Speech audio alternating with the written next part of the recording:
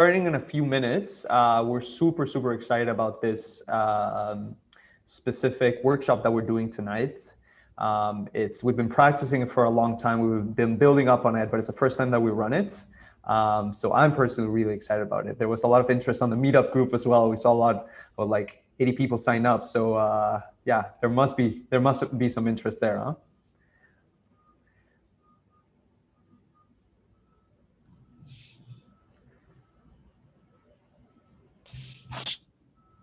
Hey, hi.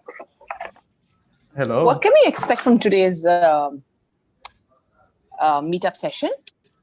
Yeah, we'll go into that right in a minute. We're going to start straight away, and you'll get some good background on what we're doing tonight. So bear with us, but thank you so much for being proactive. Yeah, cool. We'll start now. No problem. So 1 second. Hey, Diego, good afternoon or good evening. Hello, good evening. How are you? I'm doing well, thank you. I just wanted to let you know that's our class here today. So we have the 30 students from sales management from American University in Dubai. Great. So Awesome. Is everyone joining remotely or is everyone joining in one room? No, we are joining remotely. Actually, we're still online. Awesome. That's great to hear. Well, thank you so much. Let me kick this off, but thank you so much, Professor, for being here. I wanted to introduce myself first. Hello, everyone. My name is Diego. I'm the head of corporate partnerships here at Astrolabs. First of all, thank you so much for joining us tonight. I wanted to give a special shout out to Professor Mohammed from AUD and all of his students from his class that were able to join us tonight. So if you're from AUD, feel free to write it there in the chat. Good shout out. And thank you so much for taking the time. I'm going to be introducing Ahmed tonight, who is your speaker and your expert on data science. But first, I wanted to start with 3 figures of what's happening in the industry and why data science is one of the hottest sectors right now, and why we're even doing this session. So just for some context, there's over 80,000 data-related jobs in the GCC alone. The average monthly salary of a data scientist in Dubai is over the 30K mark, which is above a ton of other professions. And just in the last year, which was a critical year for many things around the world, this profession grew by 25%. So there's huge interest out there. There's a big focus on Astrolabs to build this ecosystem and actually support the people that are wanting to take these career paths into tech. To give you some context of the type of things that we're doing and the projects that we're involved with, we are actually running a couple of boot camps at the moment. So one of them is a full stack web development boot camp. That one actually starts next week. If anyone wants to join us, we're obviously more than happy to have you. It's a project where you would build your own website that you can then show to prospective employers and actually get real work before you get employed. And then we are launching as well this data science and machine learning bootcamp that starts as well towards the end of February. So you're learning about Python, machine learning, data analytics, so like all of these really interesting topics, and you're completing practical data science projects to add to your portfolio. The reason we have all of these inputs is because we actually have an Astrolab talent department that works here with us, and it's our in-house recruitment team. So we actually work with companies like Kareem, Noon, TikTok, and we place candidates into open positions in their teams. So that's why we get input from what the gaps in the market are, where the opportunities lie, what the trends for the future are, and that's how we design a lot of these courses, and that's why we want to offer them to you. One last thing before I introduce you to Ahmed is I wanted to give you guys access as well. For the first 10 seats, we are offering like an exclusive discount for any of our boot camps. So we're giving 1,000 dirhams discount for our full stack web development bootcamp, or 1,000 dirhams discount for the data science and machine learning bootcamp. This is a limited time offer, just the first 10 seats. And we're also including something extra that we've never included before, super high value CV and interview masterclass with Daniel Blissert, who is actually the head of Astrolabs Talent.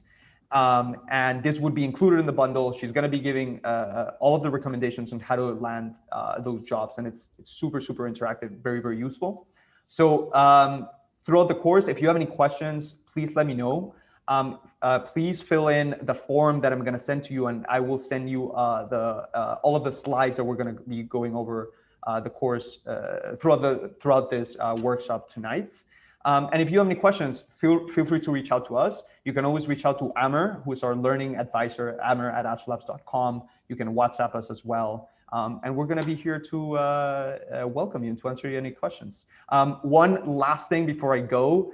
Also, if you refer any of your friends, we give 500 dirhams credit for every single friend that mentions your name over email or call.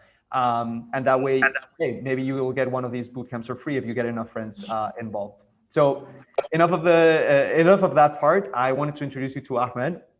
He's going to be your data science expert for tonight and was going to be guiding you throughout this whole process. So over to you, Ahmed. All right, Diego, thanks so much. Welcome, everyone. It's nice to be here today. All right, so a little about myself. I've been working at Astrolabs for about 6 years. Before that, I studied computer engineering at AUS. And I worked for a while in web development. Then I got into digital marketing and data science. So what I'm hopefully going to go over in the session today is how to use data science and data analysis in a practical way. So I'm going to come at it from the business case point of view and basically show you what are ways that people use data science and data analysis in their day-to-day jobs, basically. All right, so before I start, I want to ask everyone here, what is data science? Have any of you heard about this term before? I'm sure you have, but what do you think it means? It's a science of analyzing and basically statistics of data, if you want to call it in the crude term, I would assume. Yeah, that's true. That's correct. Anyone else? Any other thoughts? Yeah, go ahead. Ahmad? Yeah. Okay, this is Olga here. I can't switch on the video, guys. I've just arrived a couple of hours ago, so no way. No worries, no worries. But I think data science is yes, I agree in crude, very crude terms, statistics. But then, what do we do with knowing all of that data and how we make our conclusions? To me, the science is the science of conclusions and making decisions based on the analysis of the data. That's the data science. Yeah, honestly, those are both really good answers. So if you look online, like if you look at Wikipedia, they say that data science is, it doesn't have a agreed on definition, and many people actually consider it to be more of a buzzword. But in practical terms, there is a definition that we like to use. So how we define data science is basically using data to solve problems, business problems or otherwise. In the context of today's presentation, I'm going to be going over from more of a business point of view. So how can you use data to solve business problems, but it could be used for other purposes as well. How we think about data science is basically, we split it into a few different sections. So first of all, there are three main branches of data science. There's statistics and mathematics. There's computer programming, and there's domain knowledge. So basically what that means is if you want to actually analyze data in some way, right? That's basically just math. It's nothing new. It's not like a new invention. People have been doing that for hundreds and even thousands of years. So that part of data, there's nothing new in that part. The other part is how to make it where you program things in, like you program bringing in data, you program storing data. That part is more computer programming, right? So like so far, there's nothing really new that we're covering, right? I mean, it's just math and programming. And the final part is domain knowledge, which is mainly just trying to figure out how to solve whatever problem in the field that you're in. So for example, if I wanted to use data science to solve a healthcare problem, I have to be someone that understands what are the problems and solution within healthcare. Same with business, right? If I want to solve a business problem, then I usually have to have some kind of context in that situation. Because I mean, if I'm just someone that knows how to program and knows math, right? I can't really do much problem solving if I don't really have domain knowledge of what I'm trying to actually solve, right? So that's the first thing, is data science in a simple way is basically split into those three main domains. And then in terms of how do you do it, it's basically split into 5 steps. Step 1 is figure out what is the problem or the goal that you're trying to solve for. Step 2 is how do you collect this data? Step 3 is how do you process this data? Step 4 is how do you analyze this data? And then finally, step 5 is how do you find a solution and then make a decision based on that data? So what I want to get into now is more from the point of view of business problems. So using data to solve things in a business context. So another term that people often throw around is the term business intelligence. So I want to ask you, have any of you heard about this term before? And my follow-up question is this data science? What do you think?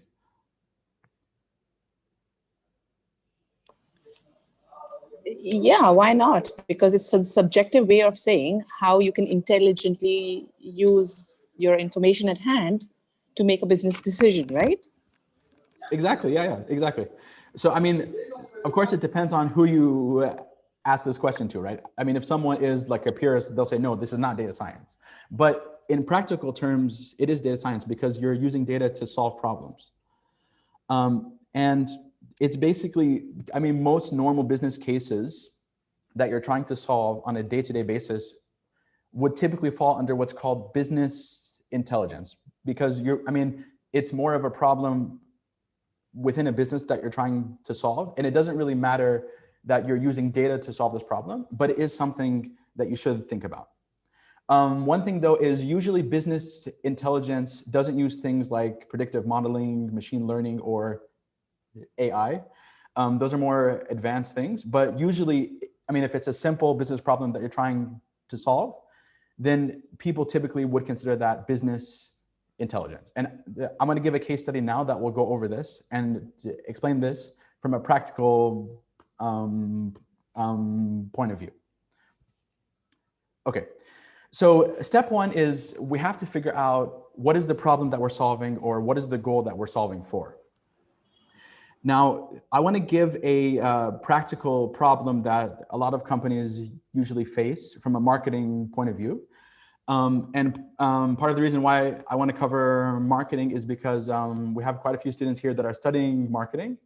And it's also one that I personally have a lot of experience with as well. So a very common problem people often have in the marketing world is, how do I know the full ROI of what I'm spending on marketing? So let's say, for example, that you have a marketing budget and you're spending money, right? How do you actually know, is that money well spent, right? So all of these thousands of dollars that I'm spending, am I actually getting back what I want to get back?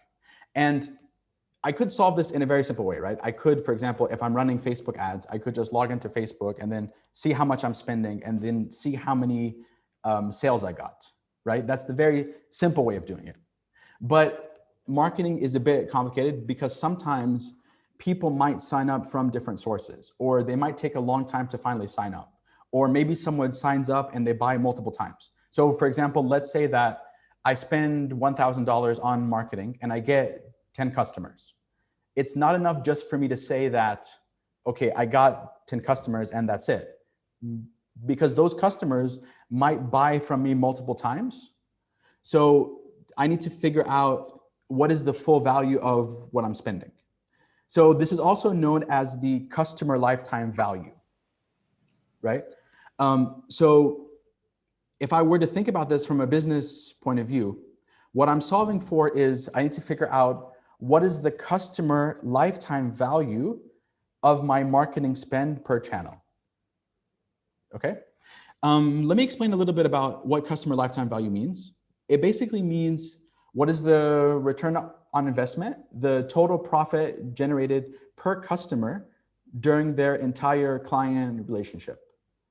So for example, if someone comes to me as a customer now, I only have to like really spend money to get them to become a customer one time.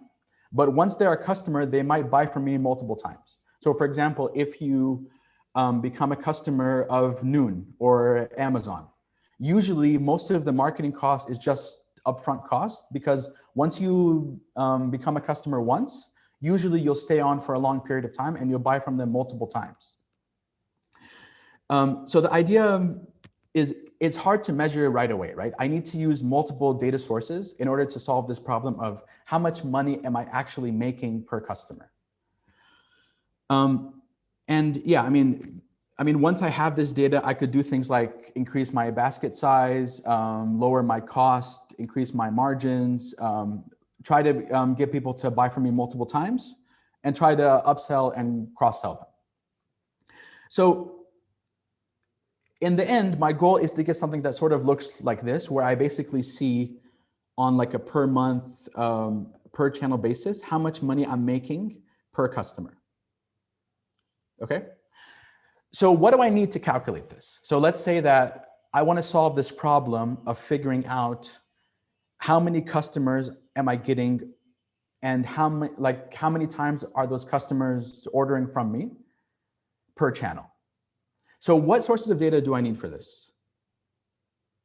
Any guesses? So, I mean, just to define the problem a bit, I'm spending money on these marketing channels like Facebook, Google, Snapchat, TikTok, right? I'm spending all of this money on my marketing channels. And I want to figure out of all that money that I'm spending, how many people are buying from me multiple times and how many customers am I getting and what is my total revenue for all of my customers.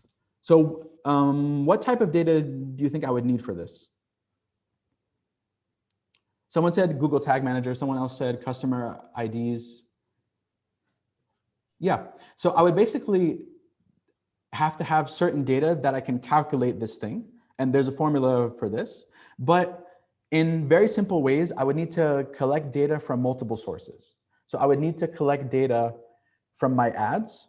I would need to collect data from my customers. And I would need to collect data from my website. So there's basically three main data sources that I would have to worry about. Now, so like that's the first step in this data analysis process is figuring out what is the problem that I'm trying to solve for. So the problem that I'm trying to solve for here is I want to figure out of all of the money that I'm spending, exactly how much am I making back? So that's the problem. Now, step two is it comes to how am I collecting all of the data that I need to answer this question, right? And there are different places that I could get data from, right? I could get data from my own company, like I said. I could get data from my website, like offline data from the customers. So for example, if someone places an order on my site, I could have that data stored in a database. And I could get data online. So for example, data from Facebook, from Google, from all of these platforms that I'm running ads on. Also, I could get what's known as third-party data. So I could get data from other sources that I'm not connected to.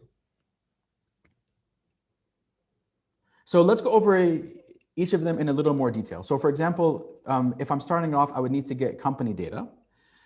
That would be things like information on how many orders did I get, logistical information like how many orders got shipped. It could even be things like what is the cost that I'm spending, right? So it could even be data that you have in your business plan. So all of that data is internal data that the company has somewhere. Maybe it's in a Excel file or in a Google Sheet somewhere, but it's data that your company has in their own database somewhere. And it could be as simple as a simple Excel file, right? So in the context of the problem that we're solving now, which is what is the customer lifetime value of my customers, the company data that I would need to look at is my cost data. So I would need to figure out what are all of the costs that I'm spending on marketing in order for me to calculate then how am I making that money back? All right. So the first type of data that I want to collect is company data. The second type of data that I want to collect is what's known as customer data. This is data that I get from the customer when they place an order on my site or on my portal.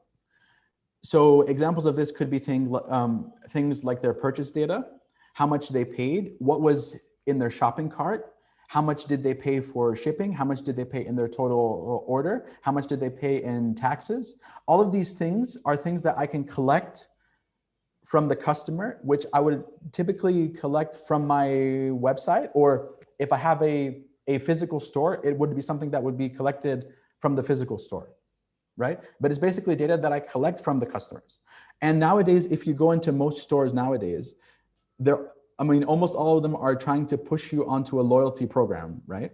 And the reason why they're doing that is not because they just like you and want to give you a discount.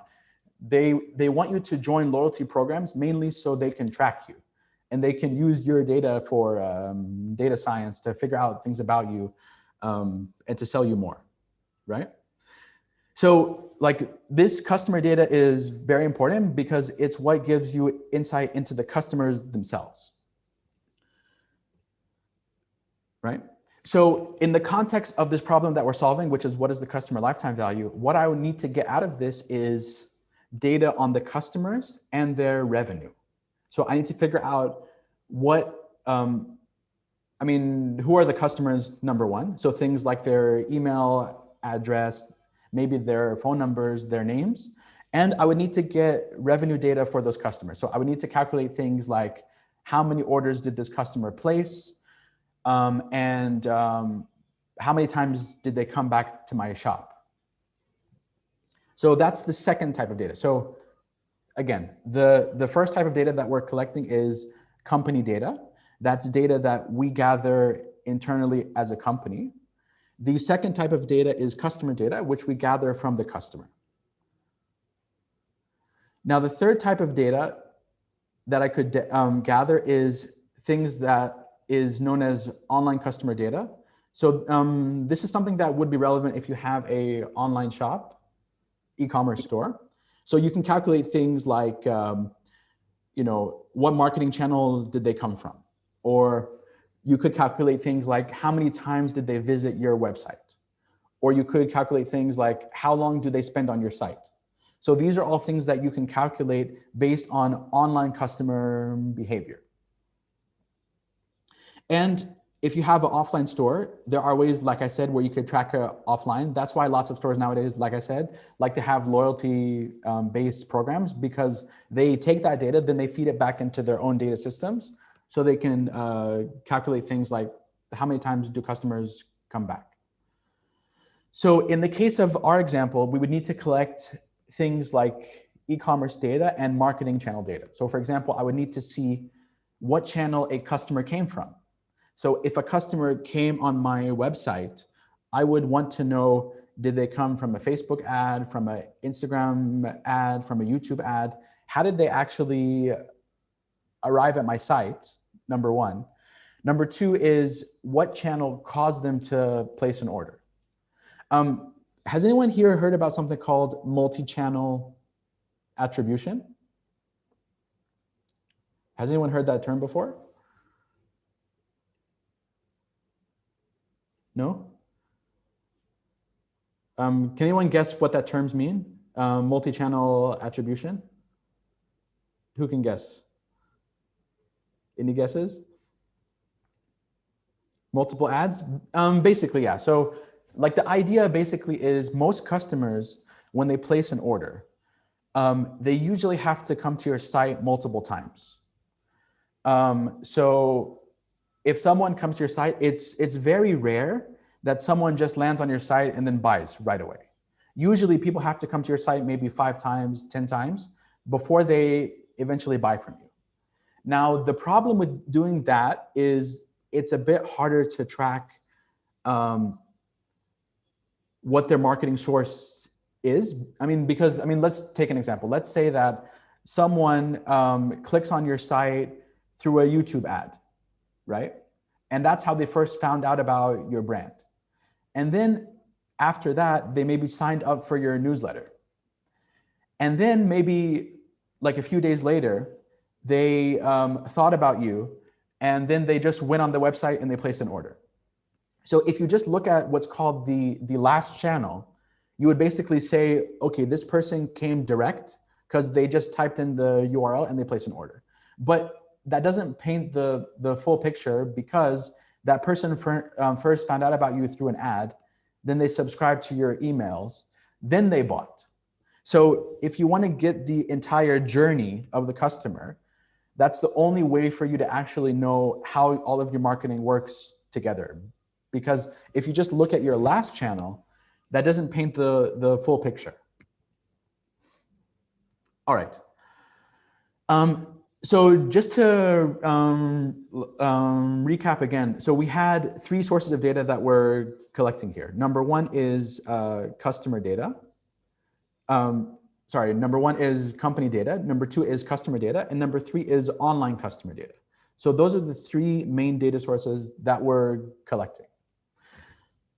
Okay, now the question is, how do we collect this data? So, okay, like you might be thinking, okay, that sounds good, but how can I actually do this practically? How can I actually collect and store data? How do I do that? What software do I use? Does anyone know? SQL? Okay, yeah, I could use databases. So I could use a simple database, that's true. Data lake, yeah, I could use data lake, that's another option. I mean, if it's provided by the service, you can use an API, or you can scrape for the data by yourself, like Python or other tools. Big data, is someone saying? Yeah, that's true, Peter. That's correct. Yeah, so all of those are answers, right? There's a question here. What is the mechanism you'd use for multi-channel attribution? It's usually calculated from platforms like Google Analytics. So it's usually done by the tracking platforms on their own. Okay, yeah, so going back to this question, so there are many software that can help you collect data. So let me go over a few examples. But you have to keep in mind first, what are the ways that you're storing data? So it could be internally collected in a very simple way. So most companies, most businesses, they don't have complicated databases. Like if I just go down to a coffee shop, right? He's not gonna have like a SQL database that connects to a server. He's probably just gonna have a simple Excel file, or maybe he'll be storing it in a Google Sheet. So, I mean, keep in mind that most businesses, they're not really data heavy, right? Especially if it's an offline business and it's small. So most businesses, they probably have their data just stored in a Excel file or a spreadsheet of some sort. Now, if the company is a little more complicated, they might have some kind of internal database. Maybe they have something like a CRM system or an ERP system, or some place that they're storing customers in a database. So that's possible if the company is a little bit larger.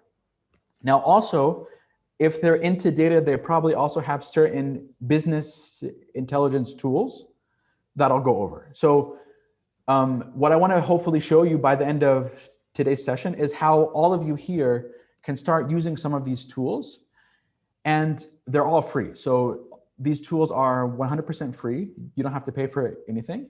And all of you could use these, like all of these sources to actually start looking at data on your own. And then finally, someone else mentioned this as well, is that data could be from a different source, right?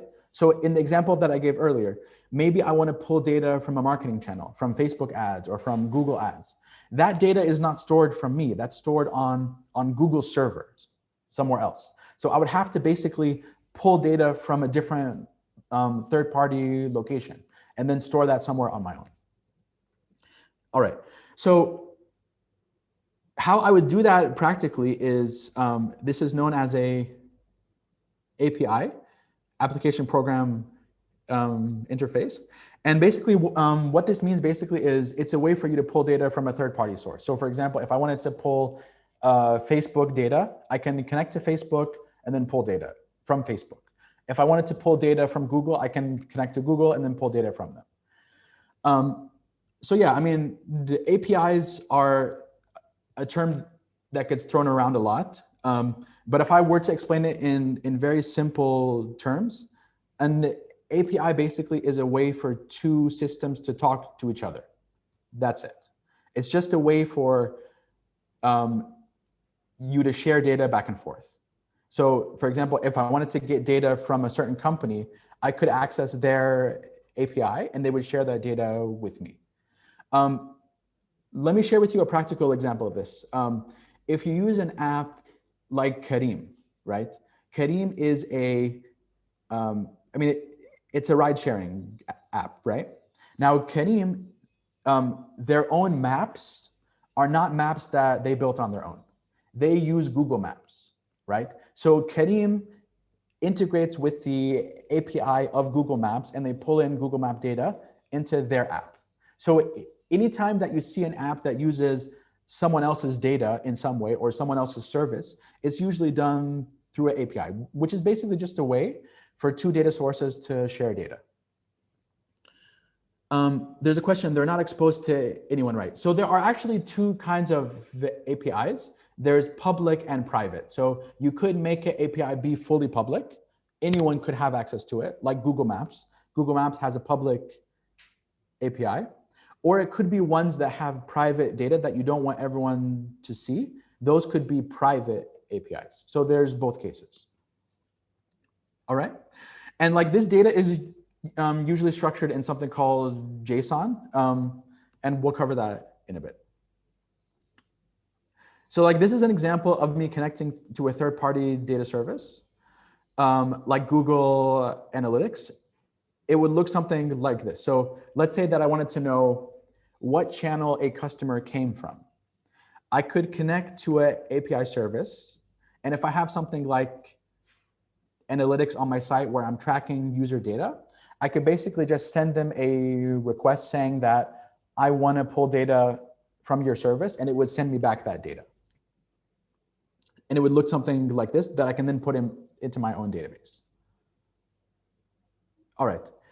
So let's quickly go over again those different data sources that I mentioned earlier. So I said that there are three types of data that we want to collect, right? There's company data, customer data, and online customer data. So if I were to answer this question using data, I would need to look at cost data. That's the company data that I would need to look at. I would need to look at customer data. That's the data that the customer gives me when they place an order. And finally, I would need to look at marketing data or online data about how that customer came to my website and what channel did they come from. So in a sense, I basically need to have three tables like this. And again, people sometimes overcomplicate this and say that you need to have a database. In the beginning, this could be as simple as an Excel file. I could have 3 Excel files that are storing these 3 different data sets. It doesn't have to be anything complicated. It could just be an Excel file or a Google Sheet. And basically, I need to collect these different data sources and then somehow figure out how to put them all together into one single source. So I can calculate things, like I mentioned, like the customer lifetime value, and figure out things like how many times did a customer order from me across different channels. All right. So my follow-up question is, like, let's say that I have data in this format, in an Excel file. How can I actually store this data? Where do I store it? So let's say that I wanted to get started with data analysis, and I actually want to store this data somewhere. Where can I store it? So someone said a database, that's correct. I could use a database. And like I said, I could just keep it in Excel if I want to keep things simple, right, in the beginning. Or I could use like any online third-party service as well. So usually that's where BI software comes in, because BI software lets you collect data from these different data sources, whether they're just like an Excel file or they're a database, and they let you combine them into one place. So that's why people usually use these kinds of programs because they let you combine multiple data sources. So for example, I could collect data from a CSV file and then combine that with data from my own database, or data from an Excel file, or data from some other third party through a API, right? So that's what these tools let you do, is they let you combine data sources online. Some of these are software that you have to install on your local computer, like Oracle, SAS. I mean, those are more examples of the, I guess you can call them legacy versions, where usually those are for larger companies or like maybe governments that want to store data internally, but they don't want to store it online in the cloud. But nowadays, almost every business that I know, they use some sort of cloud solution. So they usually don't use an offline tool. They usually use some kind of cloud solution, like Power BI, Google Data Studio, Tableau, BIM, any of these. And the example that I'll go over today is Google Data Studio, which is a free tool by Google that lets anyone create their own dashboard using data. So I'm going to show you practically how to do that in a few minutes. So yeah, so in terms of getting data in, it could be as simple, like I said, as using an Excel file, or I could connect to different services. Like I could connect to my own database, or I could connect to a third-party service like a API. And there are many tools that let you do this. For example, I could use Zapier, which is free. They have a free plan. And I could connect to almost any service and then store it in a Google Sheet. Another example is there's a tool called Supermetrics, which lets you connect to any ad service like Facebook ads, Google ads, and they let you also store it in a Google Sheet. So if I were to do this in a very simple way, I could basically use one of these connectors, they're called, that would connect any source of data that I want online to my own BI tool. So then I could import it into any of these tools that I would use. Okay. So once I have that data, so I'm using some kind of BI tool and I import my data. Now I have all of my data there in the tool. After that, I would need to somehow process that data. So I would basically need to mainly combine these data sources in a way that makes sense, right? So in the example that I gave you earlier, there were those three tables, right? And those three tables, they had different data sources. And how data is usually structured is it's either structured in what's called a dimension, which is qualitative, or a metric, which is quantitative. Does anyone know what the differences are between these two types of data, dimensions and metrics? Can you find anything common between these two? Like, what is the difference between a dimension and a metric? In very simple terms. Who can guess? Yeah, I said qualitative and quantitative, but what does that mean in basic English, I guess, or like in like very simple terms? Yeah, exactly. One is number-based. So metrics are usually things that are number-based. So think about things that are numbers. So for example, conversion rate, transactions, orders, these are numbers. Dimensions are things that are not numbers. So for example, what country did the user come from? What language? What device? Those are things that are non-number based, right? So dimensions usually are non-numbers and metrics are usually numbers. All right. It's sort of like if any of you used Excel before, it's very similar to how a pivot table works, where you have data, then you store it in what's called a pivot table, where you have some types of data are number-based and then some are not. All right. Now, in terms of how we're storing data, it's basically in a form of a database, which, like I said, could be as simple as a simple spreadsheet, right? It could be just I'm storing data in an Excel file. If I were to be more complicated and I actually had an actual database, then it would be something like this. It would either be what's called a SQL database, which is just a simple database that has rows and columns. So like an Excel file. Or it would be what's called a unstructured database, which is called a NoSQL database. This type of database data is stored in a format that looks like this, which is called JSON. Now, this is a bit technical, so like you don't have to worry about it for now. If you take our course, you can learn more about how to do this practically. But for now, all you have to know about is data is stored in some way. And in the very simplest way of storing data, it could be as simple as an Excel file. All right? Okay. So something else that you need to think about is when you have data that you're pulling in from these different sources. So for example, company data, customer data, and online customer data. You have to figure out a way to combine them together. And the way that you do that is through something called a key. So if I want to combine two different data sources, I have to have something in common with them. In programming terms, this is known as a primary or a secondary key. And it's what would let you connect two data sources. So let me give an example here. Let's say that I have two separate tables. One of them is data based on the orders, and one is data based on the customers. What do you think would the key be for these two tables? How could I combine these two tables? Yeah, I have to look for something that's common. So in this case, it's the transaction ID, right? It's common between both tables. So I can basically say, okay, that's my key that will combine these two tables together. Now, sometimes I might have to clean this data out. There might be things like invalid orders, duplicate orders, things like that. But assuming that your data is clean, I could just combine it based on a key, right?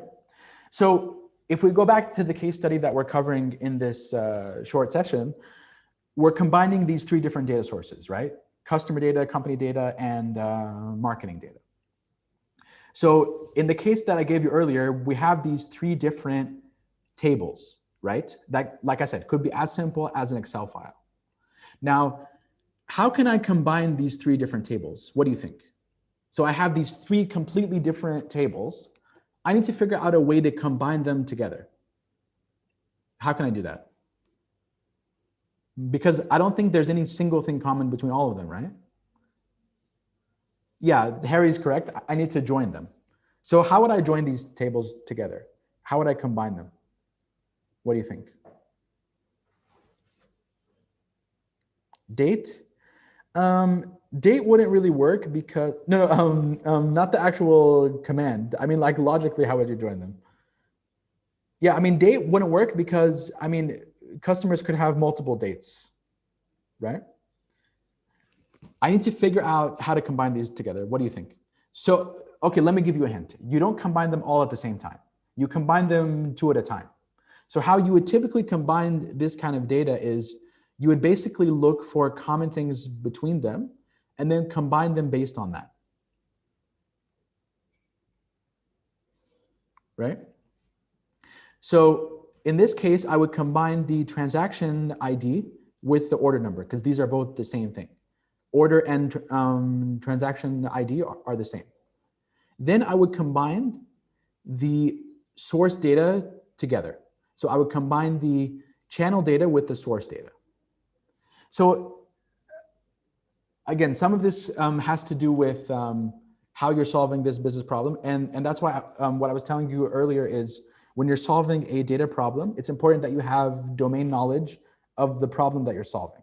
So in the case of solving this particular problem, it's a marketing problem, right? So I would have to have some experience in the marketing field in order for me to know exactly what things have to be combined together, right? If I was looking at a completely different data set, like, I don't know, medical data, I would have a completely different way of thinking about it. But in this case, my end goal is basically to know what channel cost brought me what customers at what revenue. So my main things that I'm looking to have at the end are my cost data and my revenue data as metrics. And my dimensions, I want to have what is the channel and then what is the order numbers, like how many orders did a person get basically per channel. All right. So some cases, like in this case, right? It's not exactly the same, right? So here, for example, I have one field called the channel, and then here it's split into two separate fields, right? Source and medium. So I would basically have to clean them first before I can combine them. So I would have to basically combine those two columns into one single column. Then it would look like that, where I can easily combine them, right? So like I said earlier, sometimes you'll have to clean your data first if you want it to actually be combined. But like I said, the main thing that you should take away from this is when you're combining data sources, they should have something common between them, like a key that's unique to that particular data set. And then you can combine them and then figure out how you want to display that kind of data. Once your data is combined, then you can import it into the BI tool that you use. And then based on that, I can do things like create formulas in there and choose how I want to have it displayed. So I can analyze it, and then I can figure out how I want to look at that data. All right, so now I want to show you practically how I would do this to basically figure out if I can end up with something that sort of looks like this, where I look at the customer lifetime value per channel. So I can know exactly where my customers came from and how many orders did they place per channels. And again, this is looking at dimensions and metrics. I want to see if you were paying attention earlier. What's the difference between a dimension and a metric again? Who can tell me?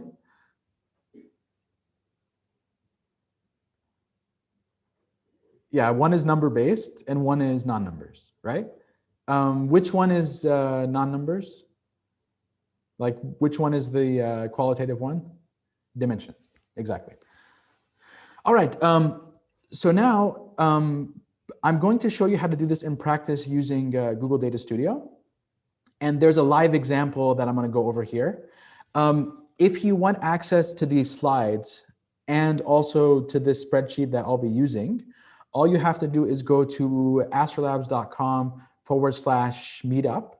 And then from there, you can get access to this form. And then you can fill in your data there. And then you can, after that, we'll send you this presentation along with the video. And it'll also give you access to this test data that I'll be showing you now. So let me just open this and I'll show you what this would look like once you open it. All right, so when you open this, you'll get something that looks like this. So this is the test data set that we'll be sharing with you. And I already combined these tables together into one table. But like I said, if you are doing this on your own from scratch, you would probably have 3 separate sheets or 3 separate tables that you would then need to combine into a single master table. And like I said, that could be done through a primary key or a common key. Then you just combine them into one single table. But the goal is, eventually, I want to have a single table that looks like this. Okay, I have a question for the audience here. If I have 2 separate sheets, so like let's say I have one sheet here, then I have a second sheet here that has some data here, right? And I wanted to basically combine them. What is the command that I have to write in either Excel or Google Sheets that combines 2 data sets together? Someone already answered, VLOOKUP, right? So I mean, in very, very simple terms, it's just using a simple VLOOKUP, which is the formula that you have in Excel and in Google Sheets. If you just write VLOOKUP, where I can look up values in a different table. So I can basically say, I mean, what is my key? And then I can basically look up values based on that. So again, we'll be covering this more in detail in our course, but yeah, it's something that you could do if you have multiple sheets like this. You could use a command as simple as a VLOOKUP. And I'm taking a very simple example of just a simple sheet because that's how most businesses in the real world use data. Is most businesses don't have large databases. They just store data either in an Excel file or a Google Sheet, right? Now, what's nice about Google Sheets also is it has a bunch of add-ons where I can basically integrate with different APIs. So in the example that I gave earlier, I could integrate with a tool like Supermetrics or Google Analytics. And it basically connects me to their API without having to actually program it. So Google Sheets takes care of all of that in the background, where it'll basically, if I just connect to some kind of an add-on, it can basically pull data from almost any data source on the internet. So it could pull data from Google Maps, from Google Ads, from Facebook ads, from any source that I want, and then pull it into a sheet.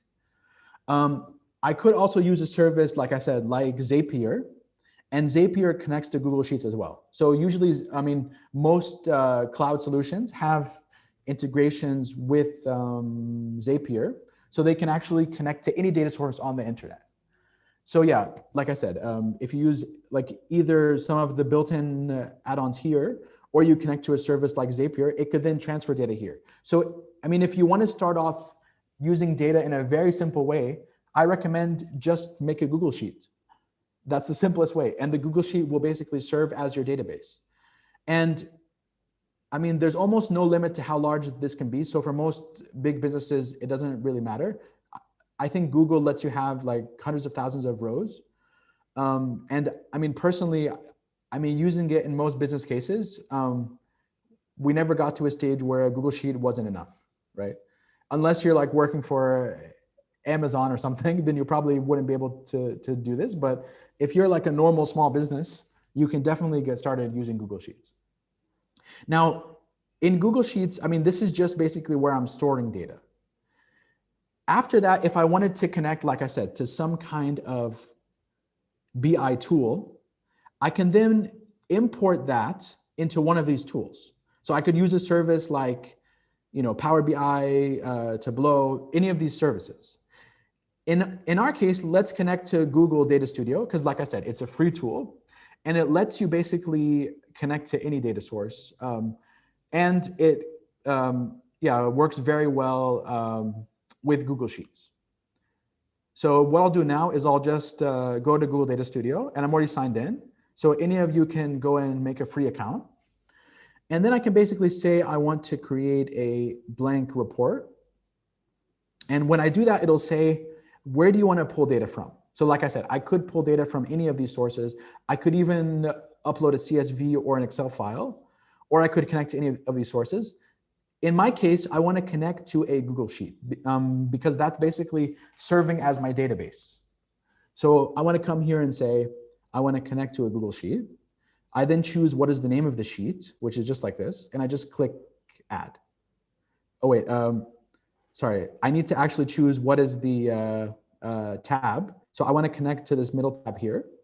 So I'll just come here and say, I'm connecting to the middle tab, which is the customer data example tab. And then I'll click add.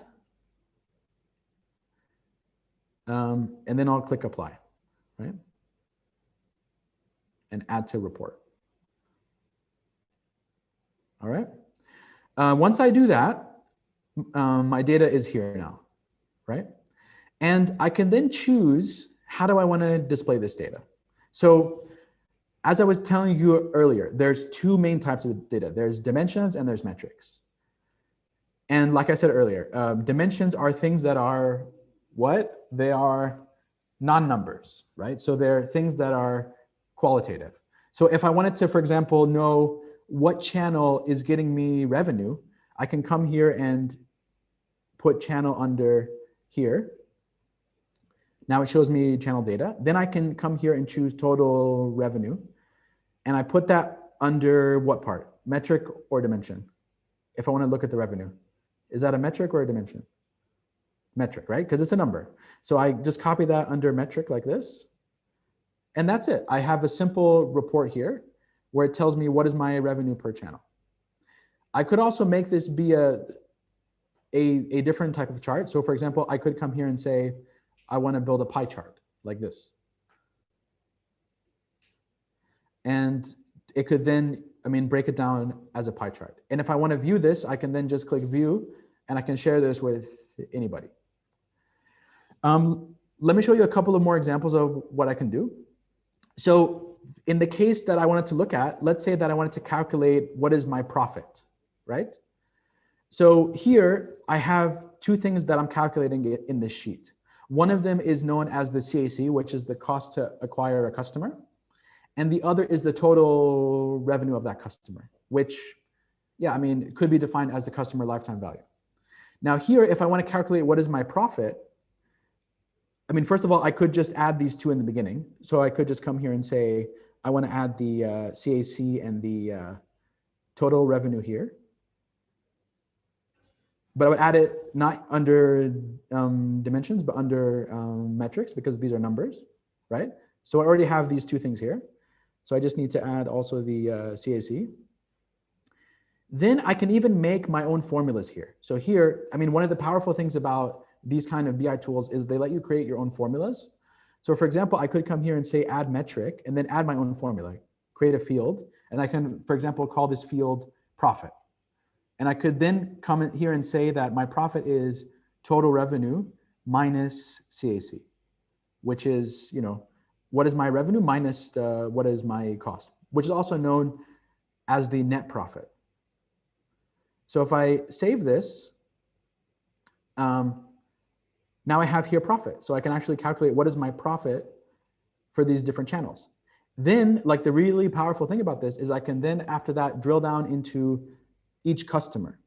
So I could then, for example, put in their email address here as a dimension, and it would show it like this. Or I can say, I want this to be a drill down field. So for example, I can come here and then I could see how much revenue I'm getting per channel. Then I could come here and I can click drill down and see what customers came from what channel. And then what is the revenue and the cost to acquire that customer per channel. So in a way, this sort of serves as my marketing dashboard that I can then go and start creating things on. All right, that concludes my presentation. Like I said, if you want to get access to this presentation and the sample data that I just shared and everything else, including the video, just go onto this link here, which is astrolabs.com/meetup. And then you can, yeah, after that, we'll follow up with you and we'll send you all of this stuff for free. And then you can try it on your own. Are there any questions before we close off for today? I mean, we could spend 5 minutes if anyone has any questions about anything that we covered so far.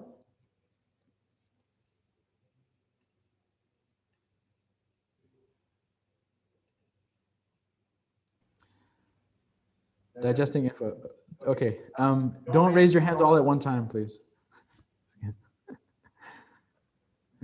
That was a joke.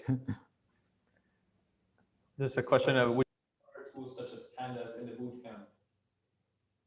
Okay, yeah. Would you cover? Yeah. So what we're covering now basically is how to basically get started, right? So, I mean, of course, we didn't have time to get into complicated things like how to set up Python on your machine or how to use libraries like pandas. I mean, we're going to cover that in the bootcamp, definitely. We're even going to get into more complicated things like machine learning, deep learning, how to use Keras, how to use like multiple like regression tools. Even we're going to get into advanced math.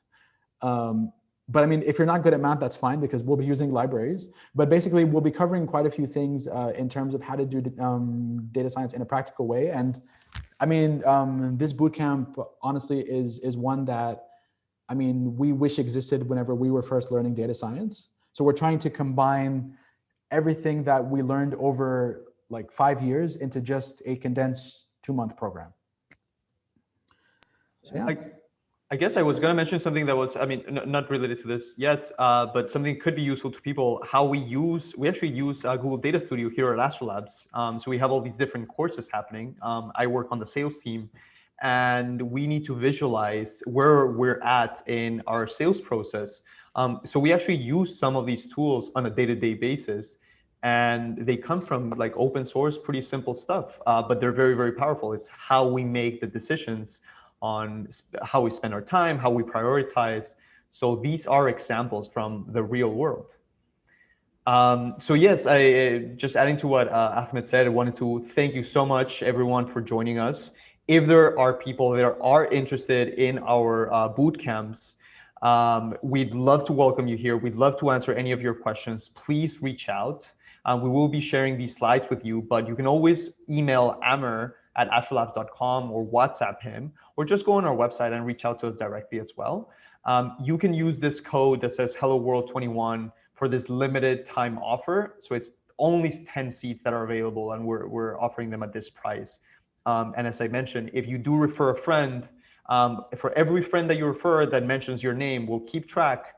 Maybe we'll do a bit of data science in there. If you have a lot of referrals, we'll open up a spreadsheet for you, and you can get credit for the course. So please, yes, tell your friends whether they're interested in web development, they're interested in data science, digital marketing, any of the type of things that we offer here at Astrolabs. Thank you, everyone. Thank you for joining us again, and we'll be here if you have any questions. I guess I'll stay online if people have questions, but if not, yes, have a good evening, and thank you for joining us. All right, thanks everyone. We'll be in touch and hope to see you at a future event. Thanks everyone. Have a good evening. Thanks everyone. See you. Thanks, Ahmed, for interesting presentation, and thank you, Diego, as well. Thank you, Dr. Mohammed, and thank you for having your students join us. It was great to be have the opportunity to present this to them. So thank you again. I hope to see you in our future sessions as well. Absolutely. Thank you. All right, everyone. So we'll see you guys on our next class on Sunday. Have a good weekend. Take care. Bye-bye. Have a good night.